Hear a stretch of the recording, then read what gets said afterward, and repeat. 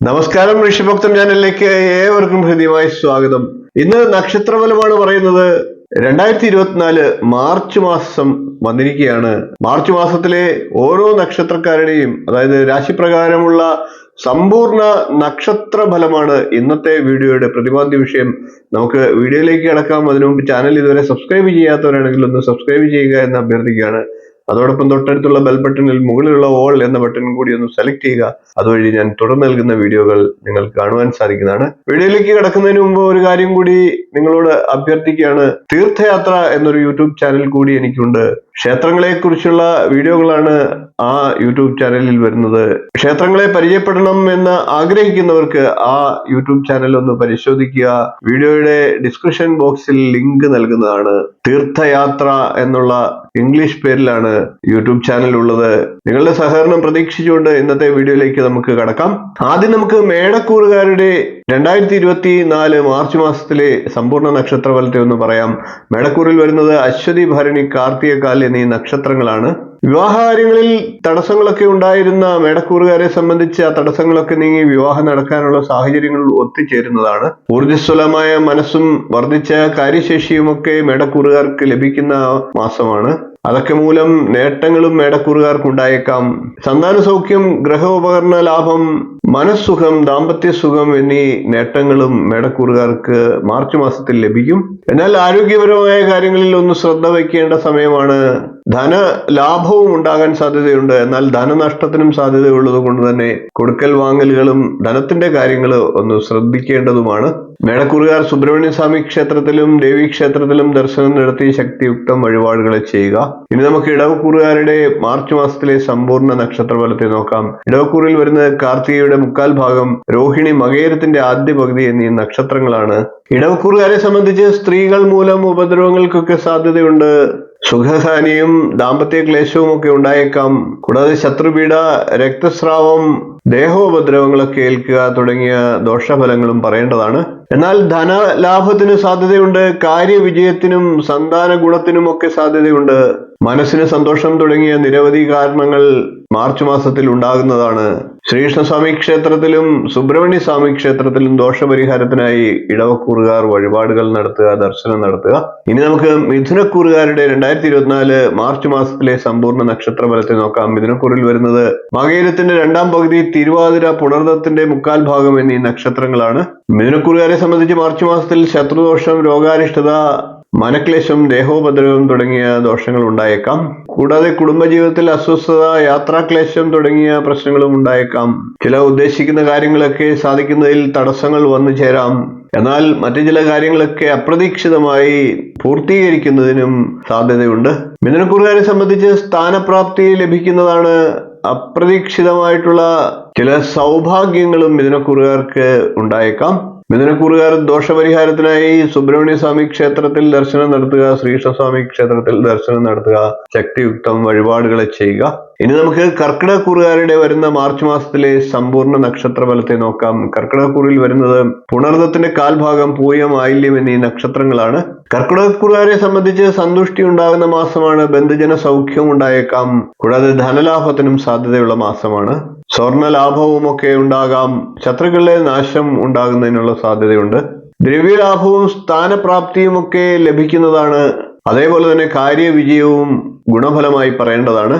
സന്താനങ്ങളുടെ കാര്യത്തിൽ ഗുണദോഷ സമ്മിശ്രമായിട്ടുള്ള അനുഭവങ്ങൾ ഉണ്ടായേക്കാം. കൂടാതെ കലഹം, ദാമ്പത്യ ക്ലേശം തുടങ്ങിയ ദോഷ അനുഭവങ്ങളും കർക്കിടകക്കൂറുകാർക്ക് ഒരുപക്ഷെ ഉണ്ടായേക്കാം. ശ്രീകൃഷ്ണസ്വാമി ക്ഷേത്രത്തിൽ തുളസിമാല, തൃക്കൈവെണ്ണ എന്നിവയൊക്കെ നടത്തി ദോഷപരിഹാരത്തിനായിട്ട് പ്രാർത്ഥിക്കുക. ഇനി നമുക്ക് ചിങ്ങക്കൂറുകാരുടെ വരുന്ന മാർച്ച് മാസത്തിലെ സമ്പൂർണ്ണ നക്ഷത്രഫലത്തെ നോക്കാം. ചിങ്ങക്കൂറിൽ വരുന്നത് മകം, പൂരം, ഉത്രം, കാൽ എന്നീ നക്ഷത്രങ്ങളാണ്. ചിങ്ങക്കൂറുകാരെ സംബന്ധിച്ച് മാർച്ച് മാസത്തിൽ ധനാഗമം വർദ്ധിക്കുന്നതാണ്. കൂടാതെ പ്രതാപം വർദ്ധിക്കുന്നതാണ്. ബന്ധുജന സംഗമമൊക്കെ ഉണ്ടാകുന്നതാണ്. അധികാര ലബ്ധി ഉണ്ടാകുന്നതാണ്. എന്നാൽ ഗാർഹിക ജീവിതത്തിൽ അസന്തുഷ്ടിയും കലഹവും ഒക്കെ ഉണ്ടായേക്കാം. കൂടാതെ ദേഹാരിഷ്ടതയും ദോഷാനുഭവങ്ങളായി പറയേണ്ടിയിരിക്കുന്നു. ദോഷപരിഹാരത്തിനായി ചിങ്ങക്കൂറുകാർ സുബ്രഹ്മണ്യ സ്വാമി ക്ഷേത്രത്തിൽ ദർശനം നടത്തി ശക്തിയുക്തം വഴിപാടുകളെ ചെയ്യുക, കുമാരസൂക്ത അർച്ചന നടത്തുക. ഇനി നമുക്ക് കന്നിക്കൂറുകാരുടെ വരുന്ന മാർച്ച് മാസത്തിലെ സമ്പൂർണ്ണ നക്ഷത്രഫലത്തെ നോക്കാം. കന്നിക്കൂറിൽ വരുന്നത് ഉത്രത്തിന്റെ മുക്കാൽ ഭാഗം, അത്തം, ചിത്തിരയുടെ ആദ്യ പകുതി എന്നീ നക്ഷത്രങ്ങളാണ്. കന്നിക്കൂറുകാരെ സംബന്ധിച്ച് സുഖാനുഭവങ്ങൾ ഉണ്ടാകുന്നതാണ്, സാമ്പത്തിക നേട്ടങ്ങളും ഉണ്ടാകുന്നതാണ്. നിലവിലുള്ള ചില ശത്രുക്കൾ ശത്രുത അവസാനിപ്പിക്കുന്നതിനുള്ള സാഹചര്യം ഉണ്ടായേക്കാം. എന്നാൽ ചില പുതിയ ശത്രുക്കൾ ഉടലെടുക്കുന്നതിനും സാഹചര്യമുണ്ട്. ദുഷ്ടജന സംസർഗത്തിലൂടെ ദുരിതങ്ങളൊക്കെ ഉണ്ടാകാം, അതൊക്കെ കരുതലെടുക്കുക. ഉദരരോഗത്തിനും സാധ്യതയുണ്ട്.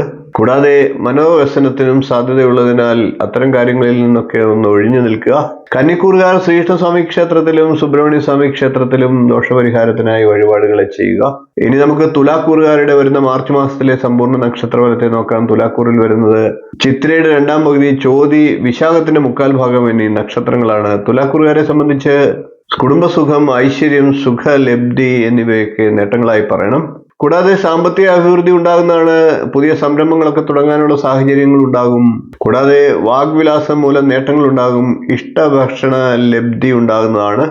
ശത്രുഭയത്തിന് ഇടവരാം, എന്നാൽ ശത്രുക്കളെ ജയിക്കാനുള്ള സാഹചര്യങ്ങളും ഉണ്ടാകും. അതോടൊപ്പം തന്നെ രാജഭയവും ഉടലെടുക്കാൻ സാധ്യതയുണ്ട്.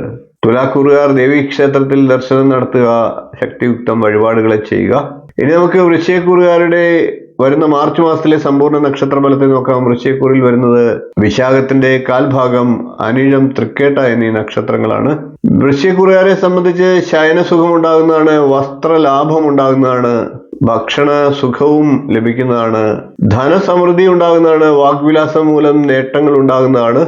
എന്നിരുന്നാലും മനോവ്യസനത്തിന് സാധ്യതയുണ്ട്. ശത്രുഭയം വർദ്ധിക്കാനും സാഹചര്യമുണ്ട്.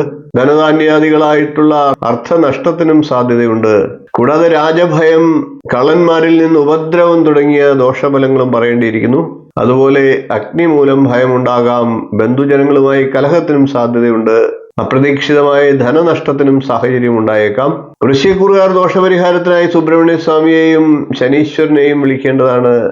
ധർമ്മശാസ്ത്ര ക്ഷേത്രത്തിൽ ദർശനം നടത്തി ശക്തിയുക്തം വഴിപാടുകളെ ചെയ്യുക. ഇനി നമുക്ക് ധനുക്കൂറുകാരുടെ വരുന്ന മാർച്ച് മാസത്തിലെ സമ്പൂർണ്ണ നക്ഷത്രഫലത്തെ നോക്കാം. ധനുക്കൂറിൽ വരുന്നത് മൂലം, പുരാണം, ഉത്രാടങ്കാൽ എന്നീ നക്ഷത്രങ്ങളാണ്. ധനുക്കൂറുകാരെ സംബന്ധിച്ച് മാർച്ച് മാസത്തിൽ വസ്ത്രാഭരണാദി ലബ്ധി ഉണ്ടാകുന്നതാണ്. കൂടാതെ അർത്ഥലാഭം ഉണ്ടാകുന്നതാണ്. സുഹൃത്തുക്കളുമായി ബന്ധപ്പെട്ട് മെച്ചപ്പെട്ട സഹകരണം ഉണ്ടാകുന്നതാണ്. സാമൂഹ്യ രംഗത്ത് ഗുണപരമായിട്ടുള്ള അനുഭവങ്ങൾ ഉണ്ടാകുന്നതാണ്. എന്നിരുന്നാലും കാര്യവിഘ്നങ്ങൾ ഉണ്ടാകുന്നതാണ്. രോഗപീഠയ്ക്കും സാധ്യതയുണ്ട്.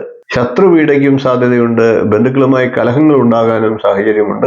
ദുർഭാഷണം മൂലം പ്രശ്നങ്ങൾ ഉണ്ടായേക്കാം. യാത്രാക്ലേശവും ഉണ്ടാകാനുള്ള സാധ്യതയുണ്ട്. ധനുക്കൂറുകാർ മഹാവിഷ്ണു ക്ഷേത്രത്തിൽ ദർശനം നടത്തി ശക്തിയുക്തം വഴിപാടുകളെ ചെയ്യുക. അടുത്തത് നമുക്ക് മകരക്കൂറുകാരുടെ വരുന്ന മാർച്ച് മാസത്തിലെ സമ്പൂർണ്ണ നക്ഷത്രഫലത്തെ നോക്കാം. മകരക്കൂറിൽ വരുന്നത് ഉത്രാടത്തിന്റെ മുക്കാൽ ഭാഗം, തിരുവോണം, അവിട്ടത്തിന്റെ ആദ്യ പകുതി എന്നീ നക്ഷത്രങ്ങളാണ്. മകരക്കൂറുകാരെ സംബന്ധിച്ച് സന്താന സൗഖ്യത്തിനും മനസ്സുഖത്തിനും ഒക്കെ സാഹചര്യമുണ്ട്. കൂടാതെ ഭക്ഷ്യ സമൃദ്ധിക്കും ബന്ധുസുഖത്തിനും ഒക്കെ സാഹചര്യമുണ്ട്. ആത്മീയ കാര്യങ്ങളിൽ താല്പര്യം വർദ്ധിച്ചേക്കാം. ലൗകികമായിട്ടുള്ള കാര്യങ്ങളിൽ അഭിവൃദ്ധി ഉണ്ടാകാം. സന്താന സൗഖ്യത്തിനും സാഹചര്യമുണ്ട്.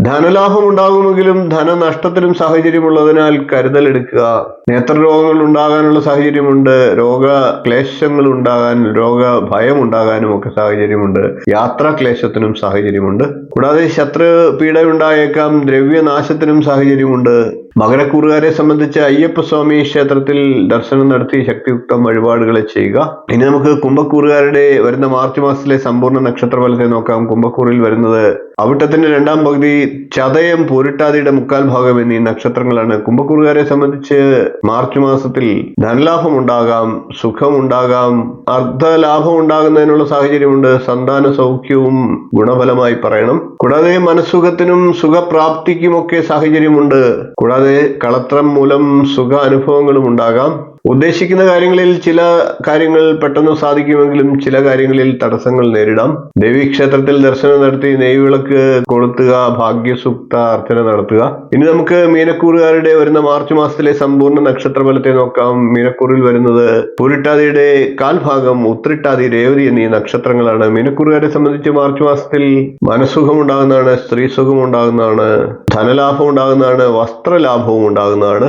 പൊതുവെ എല്ലാ കാര്യത്തിലും സുഖപ്രാപ്തി ഉണ്ടാകുന്നതാണ്. ഗാർഹിക ജീവിതത്തിൽ സംതൃപ്തി ഉണ്ടാകുന്നതാണ്. ഉന്നത വ്യക്തികളുമായി മെച്ചപ്പെട്ട സഹകരണത്തിനും സാഹചര്യം ഉണ്ടാകാം. കാര്യസ്ഥിതിക്കുള്ള സാഹചര്യങ്ങൾ ഉണ്ടാകാം. എന്നിരുന്നാലും അല്പം പണം നഷ്ടപ്പെടാനുള്ള സാഹചര്യങ്ങളുമുണ്ട്. കൂടാതെ കർമ്മഭംഗത്തിനും മനോവ്യസനത്തിനും ഒക്കെ സാഹചര്യമുണ്ട്. അതോടൊപ്പം തന്നെ രോഗക്ലേശത്തിനും സാഹചര്യമുള്ളതിനാൽ കരുതലെടുക്കുക. മീനക്കൂറുകാർ ദോഷപരിഹാരത്തിനായി ശ്രീകൃഷ്ണസ്വാമി ക്ഷേത്രത്തിൽ ദർശനം നടത്തുക, തൃക്കൈവെണ്ണ വഴിപാടായി നടത്തുക.